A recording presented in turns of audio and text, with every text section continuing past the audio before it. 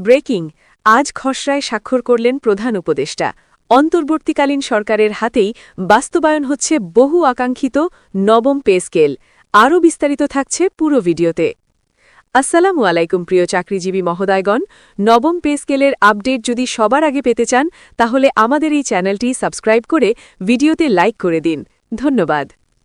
দীর্ঘদিনের প্রতীক্ষা, আশঙ্কা আর গুঞ্জনের পর আজ যে সিদ্ধান্তের খসড়ায় স্বাক্ষর হল তা শুধু একটি প্রশাসনিক পদক্ষেপ নয়, এটি লাখো সরকারি চাকরিজীবীর জীবনে বড় এক মোড়।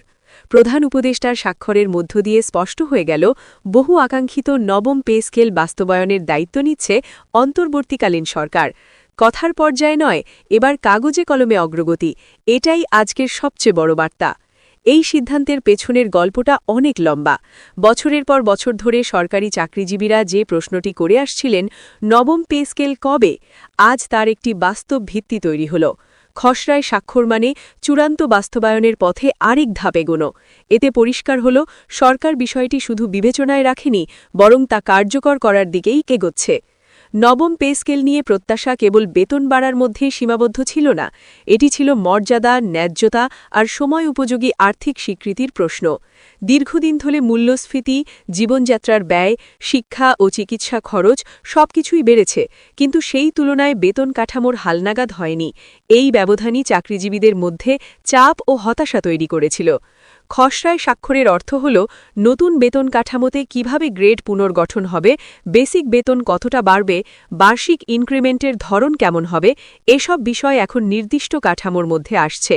এর ফলে কর্মচারীরা আর শুধু অনুমানের ওপর থাকবেন না, বরং একটি স্পষ্ট দিক নির্দেশনা পাবেন।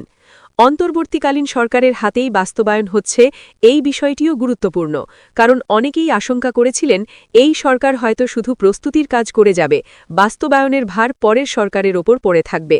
কিন্তু আজকের স্বাক্ষর সেই আশঙ্কাকে অনেকটাই দূর করেছে। এতে বোঝা যায়, সরকার দায়িত্ব নিতে প্রস্তুত এবং সিদ্ধান্ত বাস্তবে রূপ দেওয়ার মানসিকতা নিয়েই এগোচ্ছে। নবম পে স্কেল বাস্তবায়নের প্রভাব শুধু চাকরিজীবীদের মধ্যেই সীমাবদ্ধ থাকবে না, এর প্রভাব পড়বে বাজারে, অর্থনীতিতে এবং সামগ্রিক ভোক্তা ব্যয়ে। বেতন বাড়লে মানুষের ক্রয় ক্ষমতা বাড়বে, যা বাজারে গতি আনবে।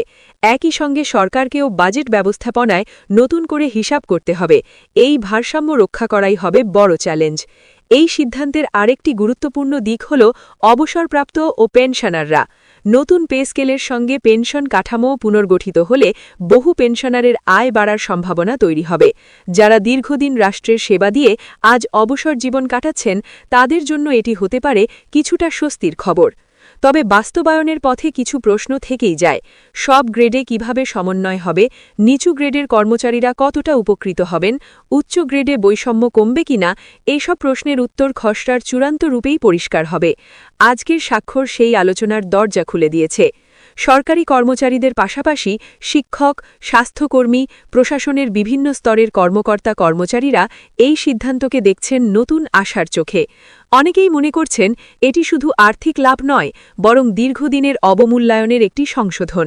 নবম পে স্কেল বাস্তবায়ন হলে কর্মপ্রেরণাও বাড়বে, এমনটাই আশা করছেন নীতি নির্ধারকরা। ভালো বেতন কাঠামো মানে দক্ষ জনবল ধরে রাখা সহজ হবে, দুর্নীতির ঝুঁকিও কমতে পারে।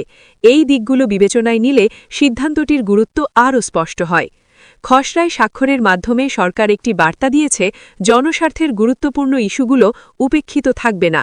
রাজনৈতিক বাস্তবতা, প্রশাসনিক জটিলতা আর আর্থিক চাপের মাঝেও কিছু সিদ্ধান্ত নিতেই হয়, আর নবম পে স্কেল সেই তালিকার শীর্ষে ছিল। এখন সবার চোখ থাকবে পরবর্তী ধাপের দিকে। খসড়াটি কিভাবে চূড়ান্ত রূপ পায়, বাস্তবায়নের সময়সীমা কী নির্ধারিত হয়, আর মাঠ পর্যায়ে এটি কিভাবে কার্যকর হয়, এসব বিষয়েই নির্ধারণ করবে এই সিদ্ধান্তের প্রকৃত সাফল্য। আজকের দিনটি তাই শুধু একটি খবর নয়, এটি একটি প্রক্রিয়ার দৃশ্যমান শুরু।